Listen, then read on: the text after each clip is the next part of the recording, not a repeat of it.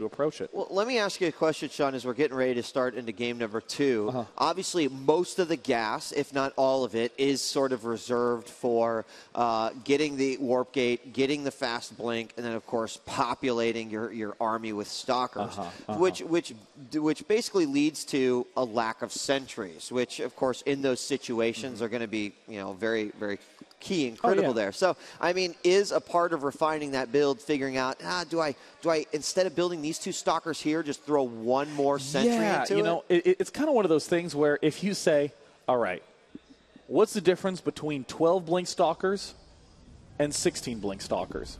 The answer is not that much. They're both going to pretty much accomplish the same goal. The only difference is if you let them engage in a direct fight, 16 are going to be a little bit better than 12. But you never get blink stalkers because you want to fight him straight head on.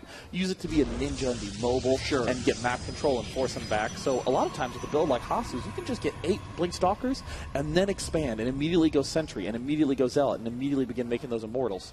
Now, the other thing that was I noticed is, of course, it looks like Hasu also sort of built into the mechanics of the build was, of course, the observer and the potential of hopping into your opponent's base, maybe sniping off a pylon or some probes or key units, etc.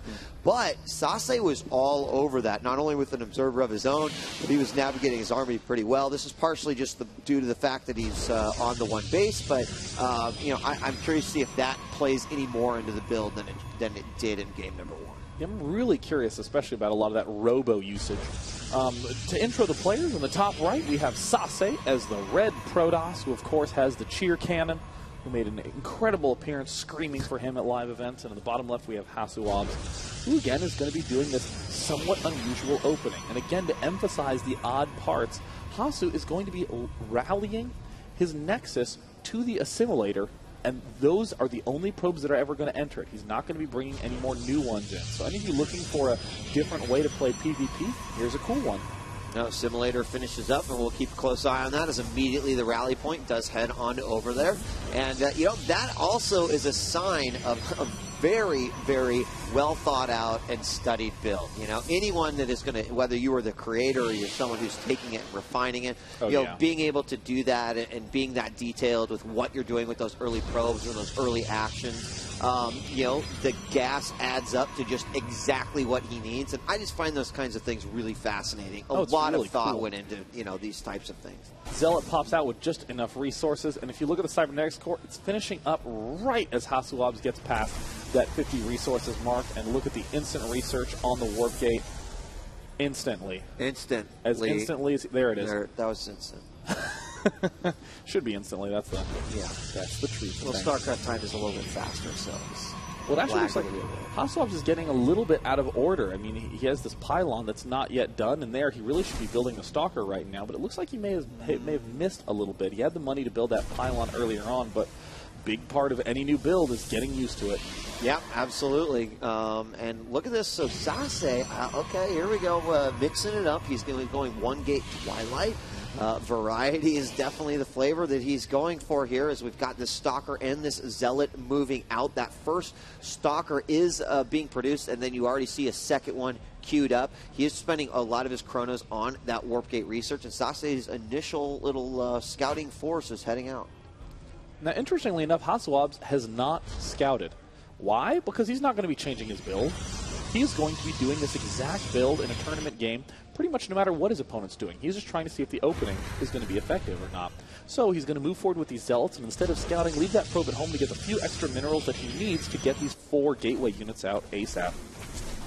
In the middle, we could have a little skirmish. Actually, the Zealot already beating on the Zealot, but with that Stalker, he might be able to take him out, and now he got a second Stalker out. SaSe going to be beating down on the shields of that first Stalker, and these types of fights are also going to be incredibly important, too, as here we got Stalker number 3 moving forward to eliminate that Zealot, and actually no units lost there for HasuObs. And it looks like, a nice little snipe there, but as we can see, SaSe actually came out on the bad side of that. If we go ahead and check both players, we see 3 Stalkers out, but that one is quite weakened from SaSe. In the production tab, we see the Blink is nearing completion for SaSe, who is going for a very standard 3 gate Blink build. Yep, 3-gate mode. There we have the Robo facility being thrown down for both sides. But interestingly enough, the blink will be much quicker over here on SaSe's side. In fact, it's going to be completing any moment while the Twilight Council is still constructing over on Hasu's side. Meanwhile, in this base, Hasu does have the defensive gateway set up. Ooh, would have loved to throw down a single force field and snatch up one of those stalkers. And the funky part for SaSe is that he actually can't really do much with these stalkers until that observer's finished. I mean, literally nothing, because it's not like he's up against a player with 2 stalkers, 3 sentries, and a bunch of zealots. He is out-stalkered by a lot. Oh no, he's going to get force fielded if he's not careful. Wow. Good timing on that one. That sentry is down to 4 hit points. So right now, Hasu is getting his observer out in that unit station. We do see that SaSe is just a single probe ahead, and I actually think that now is a time when Hasu realizing that he's in a defensive position might want to begin making probes. On the other hand, what Hasu might be thinking to himself is, if I just keep making stalkers with my 4 gates, I'm going to have a slower blink, but I'm going to overpower him in numbers. We're both even in stalker count, 9 to 9, but I'm going to be building a lot faster.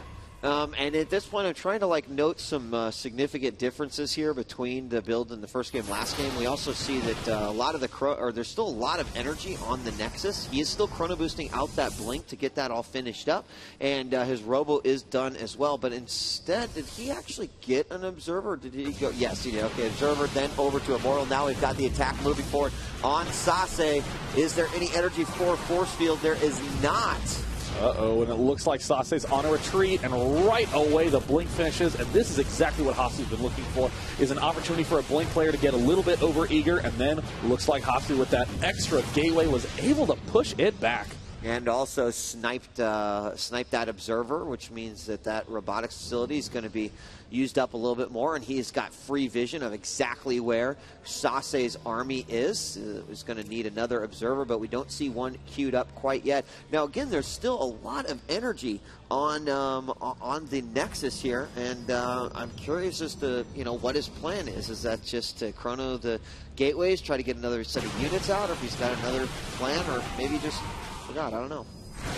Well, it looks like Hasu is in a little bit of a box. He has to just keep making stalkers right now. If he sees his opponent making stalkers, right now they're almost in a stalker off, which is like, I don't know if this is the position you want to be in. When you do a unique build like what Hasu's doing, you're looking for some kind of edge. You're looking to maybe have fewer probes and more units so you can attack, or fewer units and more probes so that you can just stay defensive. Maybe you have a better Colossus tech, and you're just going to be passive until your Colossus count gets too high. But at this point in time, they're in effectively identical positions. So if you are Hasu, you have to ask yourself, why do my weird build when I could just do SaSe's very normal build? I guess that's an interesting observation, one that Hasu will have to reflect on and look at.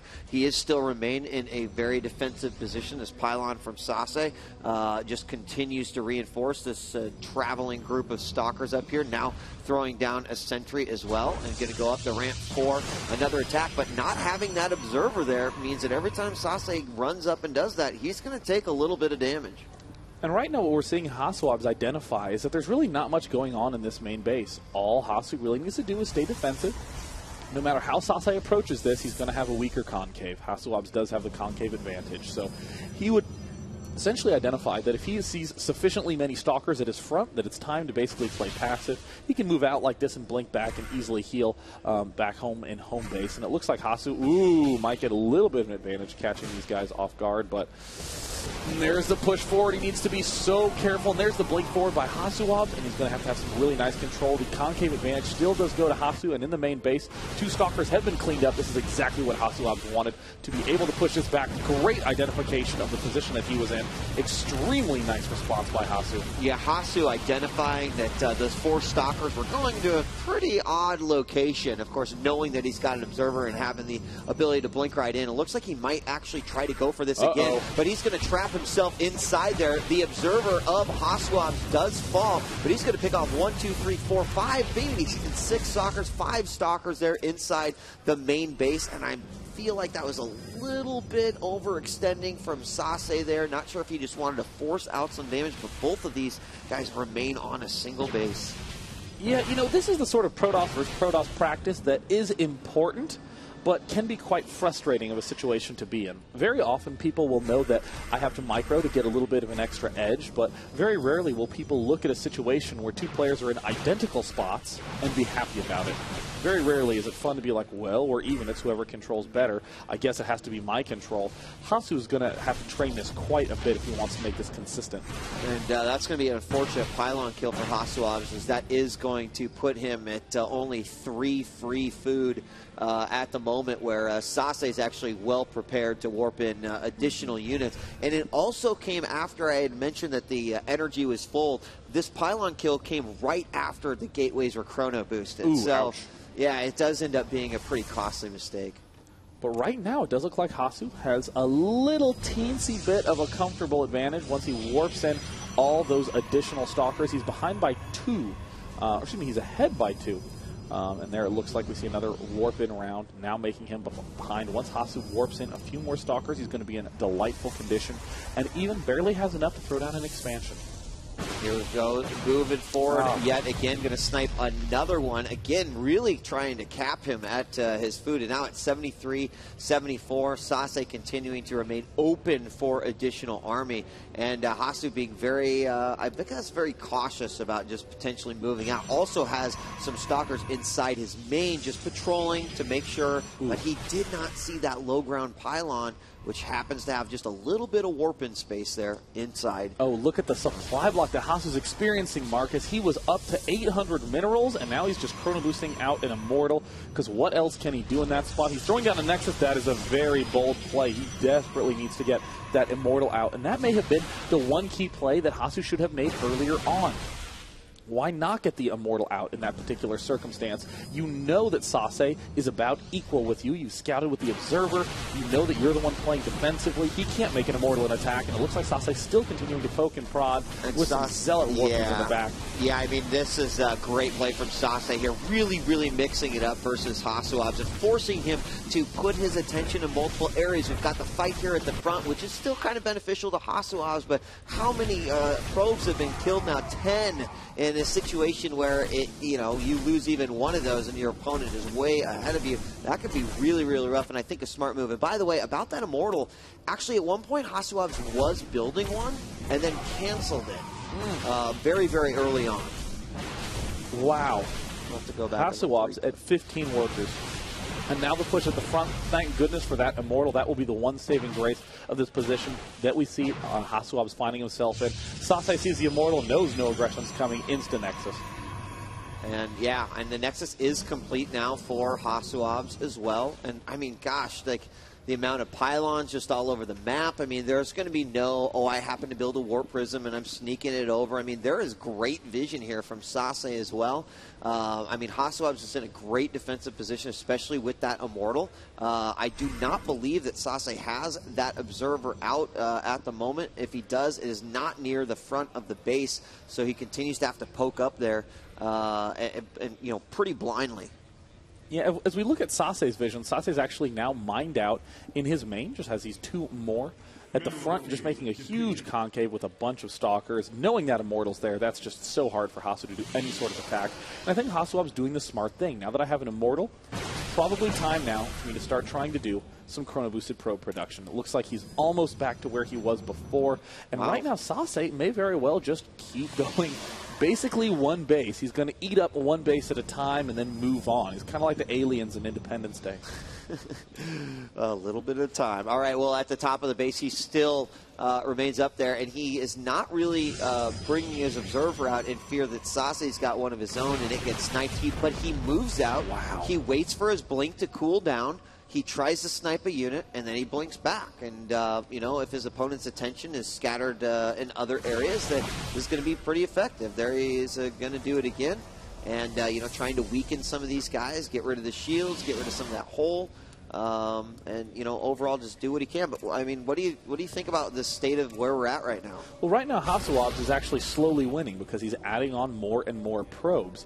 If SaSe wants to start going all proby and, get himself as another expansion, really saturate this one, he's going to have to start sacrificing map control. He can't keep making units and make economy at the same time. That's the real curse of opening up with these 4-gate blinks and never ceasing your Stalker production. You've committed yourself at that point. But HasuObs, on the other hand, is just adding on more probes. He's getting into a good spot. And good snipe of an observer from SaSe. Snagged it right on the corner of his opponent's base. Ouch. Yeah. One thing that we're going to have to see HasuObs do is some sort of tech switch, and there it is. He's now getting the robotics bay, even though they both have about the same amount of resource patches that they can mine from. The big difference, woo! That is a really dangerous move that SaSe just did. That is a really dangerous move that we're seeing right now. If these get caught off guard, then Hasu's going to win in a huge way. And there we see the blink out to escape certain death right there. And now SaSe with the observer advantage as well, having one at the top of the ramp, which will make him less blind as he's moving forward. And look at how much that's already making a huge difference. He can see just enough at the top of the ramp to know when he's going to push forward or try to come down, and that will allow him to react much, much better. And here we go. He's going to move forward and blink. And now it's kind of like a reverse situation where SaSe, having that vision, can move forward, focus down a unit, and then just blink back. I mean, this is amazing play by SaSe. I mean, I think Hasu is having a really cool build, but SaSe is clearly a brilliant tactician. Nice single force field. You obviously can't trap blink stalkers, but you can make your concave even better by limiting them to a 2-stalker wide entrance. And there's the robotics bay now finished. Oh, SaSe blinks completely up into the main base. What is he going to be attacking? Well, he is going to be catching everything out of position. And look at the front. Nice force fields by Hasu.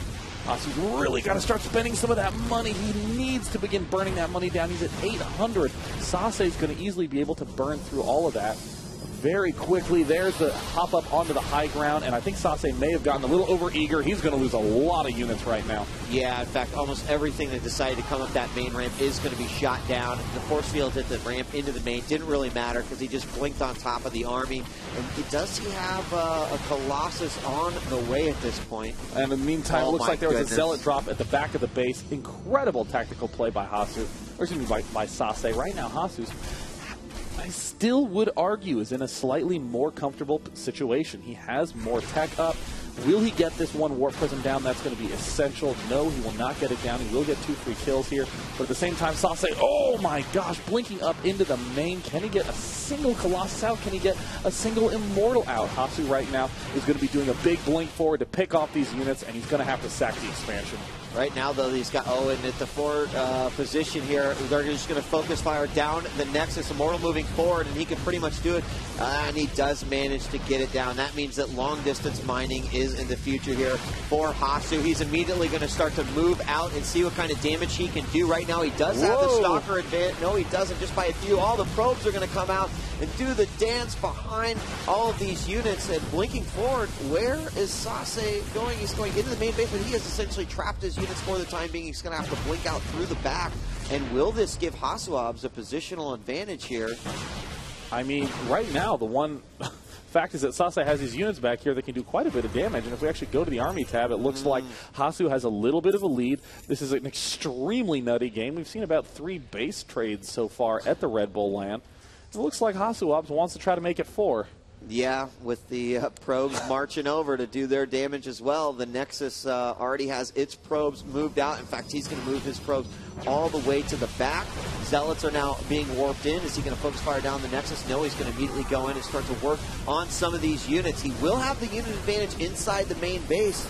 So what does SaSe do here? This seems like the right decision for HasuObs. Well, HasuObs playing really well, given the fact that he's been put up against the grinder the whole game. That Immortal helping so much. Where are the units? Oh, these 6 Stalkers down here at the south side are the big key. Is HasuObs really going to pull off this win in this zany way in the unit station? 4 probes for Hasu, fewer than he began the game with, and 5 for SaSe. And another Immortal comes up, and holy cow. Exactly. I mean, he did it. Now, a lot of it, I mean, you look at SaSe, look at how active he was. Warp Prism drops, using that as division to try to get up into the base and was really around. But HasuObs playing patiently, waited for the opportunity to strike, and really, really impressive. But now he's still got to deal with this initial army right here. There's actually not that much with the Immortal. I think he's still in pretty decent shape. Yeah, I mean, Hasu should end up winning this, but of course, SaSe, never give up, never surrender. Does he have any probes? Well, he doesn't. In fact, if we go to this tab, well, this is going to be fun. There we go. Yeah. It's a good tab to have. I have a supply of workers. Good, well played, Hasu. He's got this one. I mean, it's just an inevitable GG here. I don't know if he realizes what's he's up against, but I don't know how he thinks he can possibly win this. But, yeah, I mean, moving forward, SaSe's retreat path, not the best. Hasu's going to pick this one up. Wow. Wow. Good game. Interesting. That is a hell of a PvP to have in a challenge series, a 30-minute game that ends up going to a base trade. I mean, that's the sort of thing that you really don't ever expect to have happen. But, you know, that's the sort of close game that you can end up in every now and again. But I wonder what HasuObs would identify as the goal to change, because obviously there was a point where his opening build was no longer relevant. It was not the clear thing he was trying to work on. He's just trying to stay alive and hang in there. And we're going to have to really find out what he thinks about that in that post-game interview. Yeah, and I really look forward to that. I mean, especially just to hear the thought process for everything that went down here. And you know, I mean, the dance at the front was pretty interesting. Obviously, it goes to show just how important that observer is going to be in this build as well. Not only from Hasu's point of view, but his opponent's point of view in a Protoss versus Protoss. I mean, he really abused the fact that his opponent did not have that vision early on. And I just wanted to see, because we were talking about it during the game, a little bit about this Immortal. So, yes, indeed, he did start an Immortal and then did cancel it, and it was right as SaSe was actually moving up in the base. So this was right around the 8-minute mark, Sean, where we saw, you know, as Blink was being built, we saw first the Observer come out, and then immediately, or pretty much immediately, we see the Immortal start. But it was that assault that made him cancel so that he could get a few more of those units out, because he was worried about that, definitely. So the Immortal started, canceled because of the attack at the front. Yeah, I mean, that's a pretty difficult spot to be in. I think you should really, I think that's really a brilliant point that you identify right there. The fact that, whoopsie days, I almost put myself into the game. You know, that's a really important thing to note, that Immortal was so pivotal to HasuObs' defense throughout. But because SaSe just kept poking at the front, really difficult to ever get the opportunity to start that one Immortal. But again, once he had that nice concave, that's when it was comfort time. We saw